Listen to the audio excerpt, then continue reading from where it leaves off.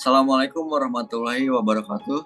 Waalaikumsalam warahmatullahi wabarakatuh. Kami dari kelompok 4, kelas manajemen 21H, ingin mempresentasikan hasil analisa kami dari statistika ekonomi inferensial untuk dosen pengampu Bu Syifa Pramudita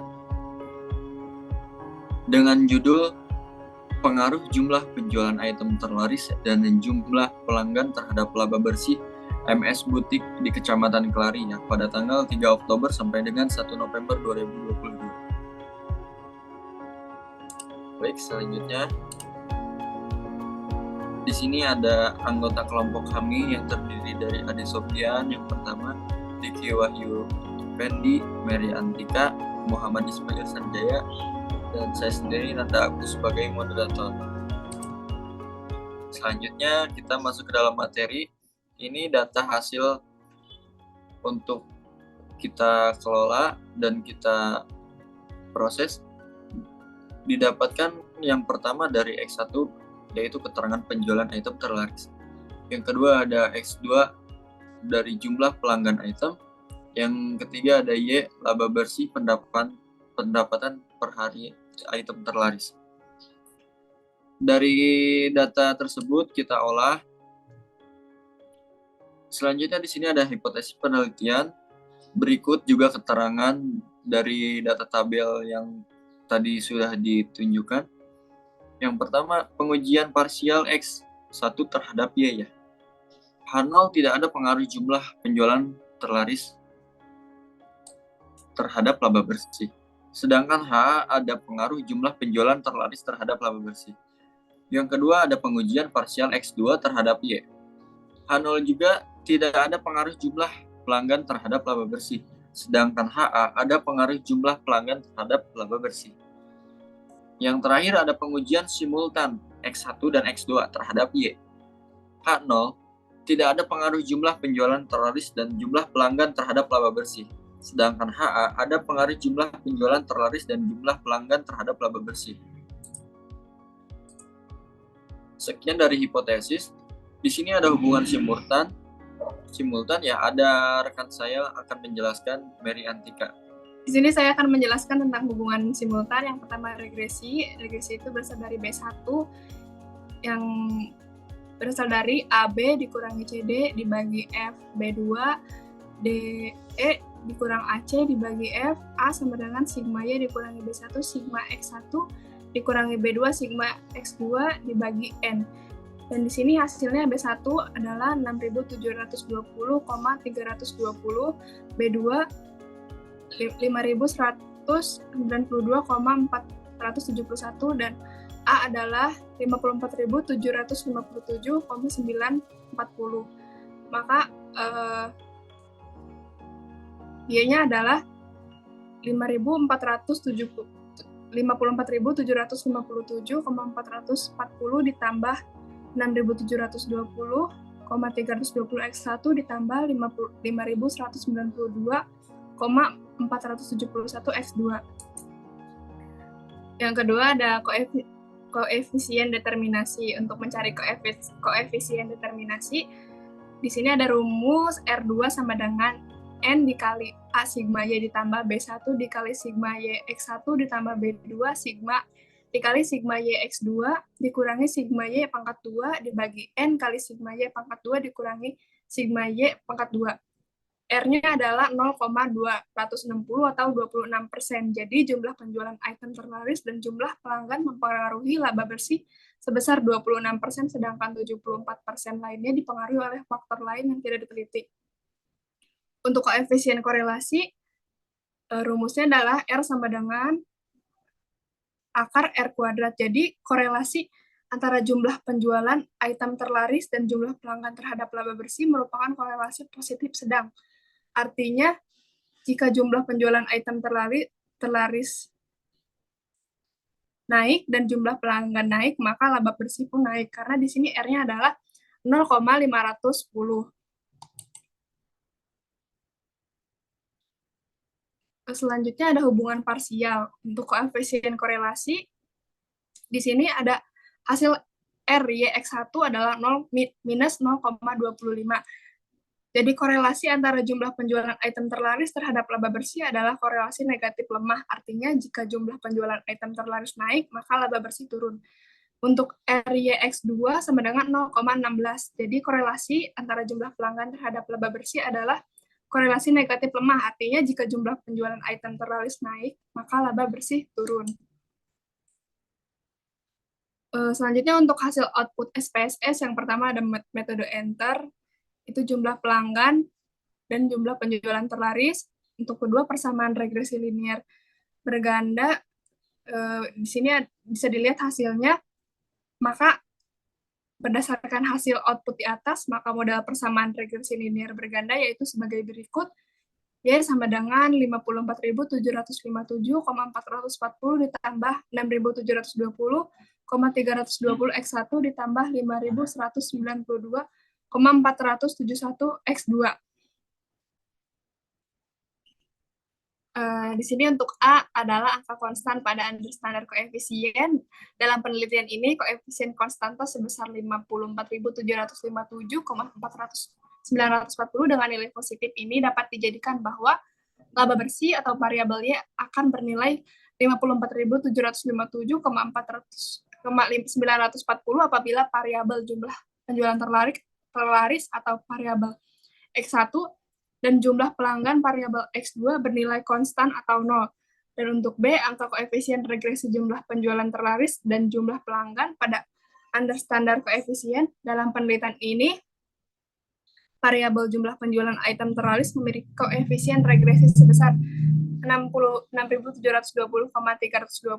Nilai koefisien regresi positif menunjukkan bahwa jika setiap kenaikan satu satuan variabel jumlah penjualan item terlaris dengan asumsi variabel lain tetap, maka laba bersih akan menaik sebesar 6.720,320.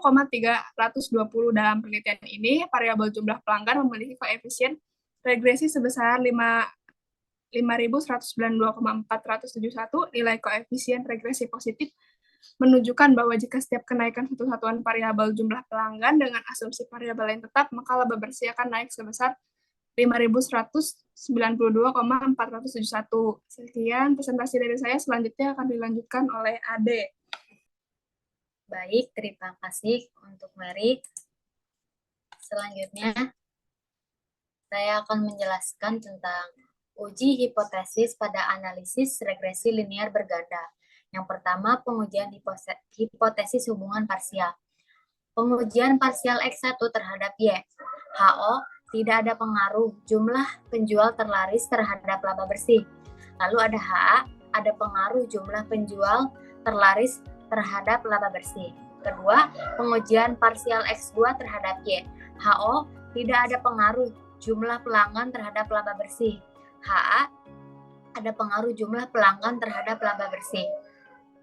Di sini membandingkan nilai signifikasi p-value dengan alpha 0,05. Dan di sini adalah hasil dari output SPSS.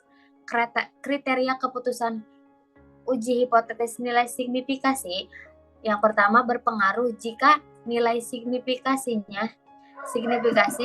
lebih kecil daripada alpha 0,05.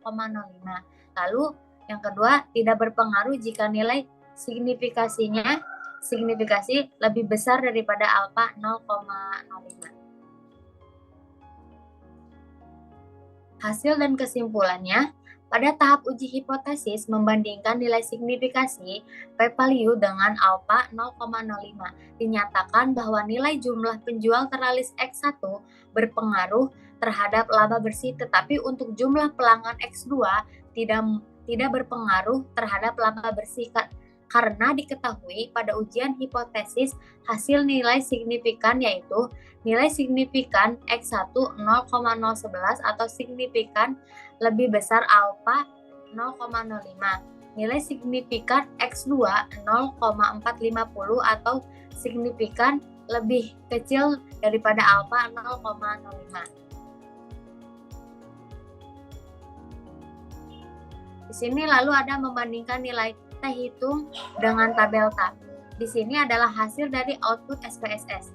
Kriteria keputusan uji hipotesis atau uji T.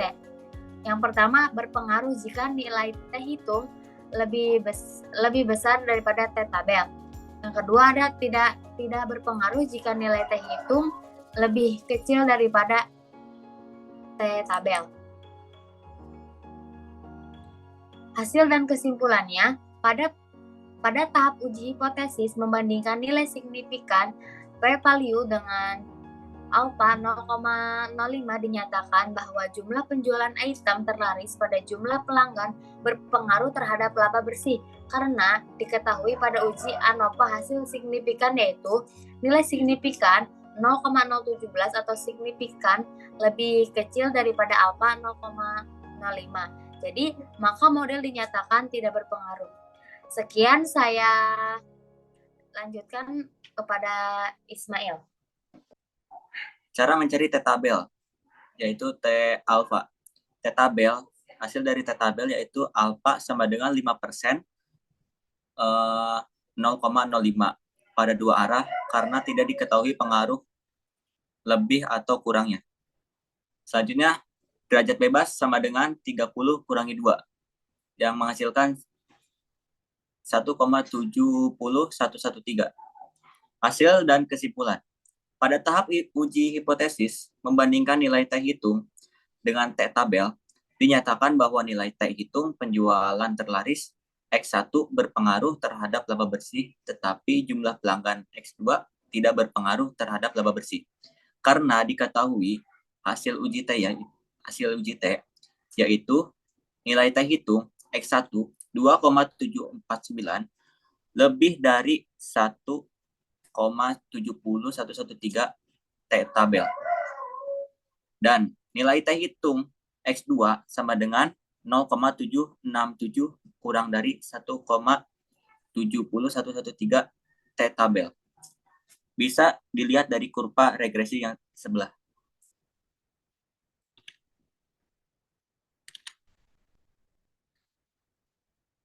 Selanjutnya pengujian hipotesis hubungan simultan. Pengujian simultan X1 dan X2 terhadap Y, H0, tidak ada pengaruh jumlah penjualan item terlaris dan jumlah pelanggan terhadap laba bersih. HA, yaitu ada pengaruh jumlah penjualan item terlaris dan jumlah pelanggan terhadap laba bersih. Membandingkan nilai SIG atau P-value dengan alpha 0,05, yaitu dengan tabel ANOVA. Bisa dilihat sebagai berikut. A. Prediktor, konstan, jumlah pelanggan, jumlah penjualan item terlaris. B. Dependent, variabel, atau laba bersih.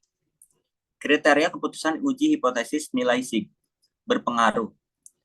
Jika nilai signifikan SIG kurang dari alpha, yaitu 0,05.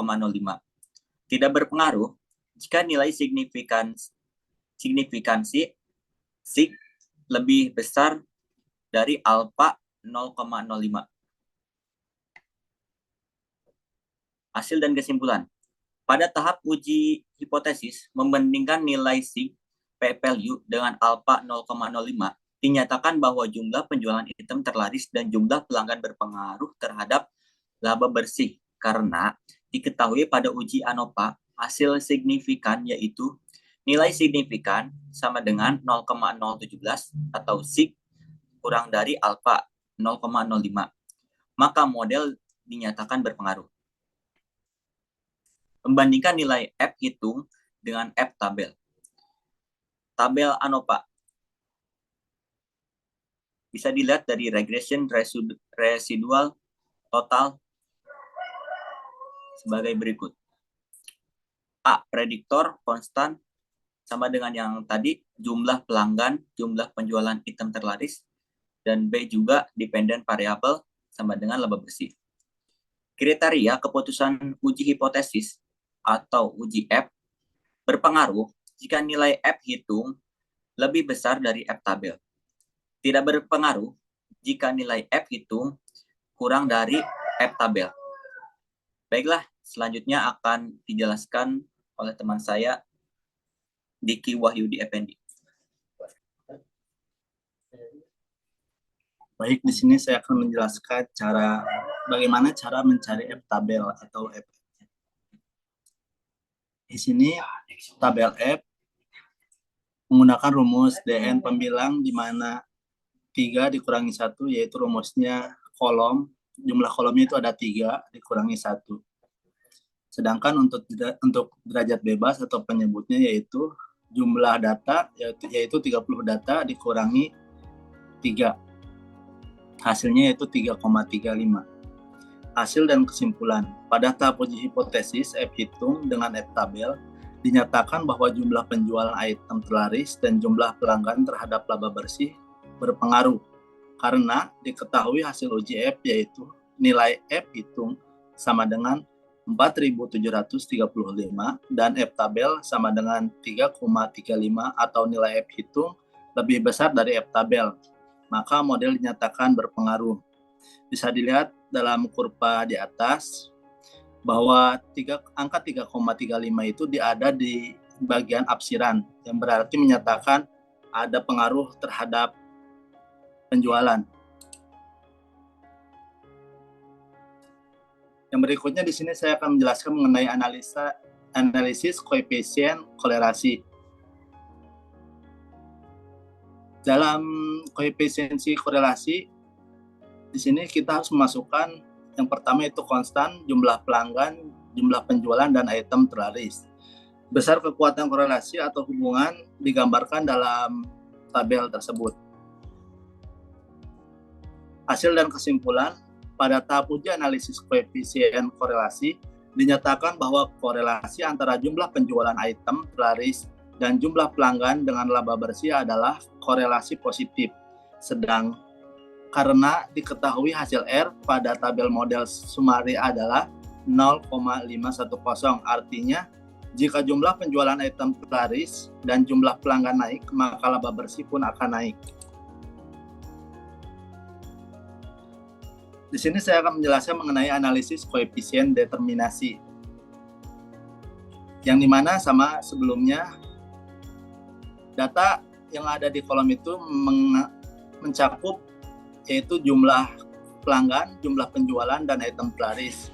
Hasil dan kesimpulannya dari hasil output di atas diketahui bahwa nilai R2 sebesar 0,260, artinya kontribusi jumlah penjualan terlaris atau variabel X1 dan jumlah pelanggan variabel X2 terhadap laba bersih atau variabel Y sebesar 26%.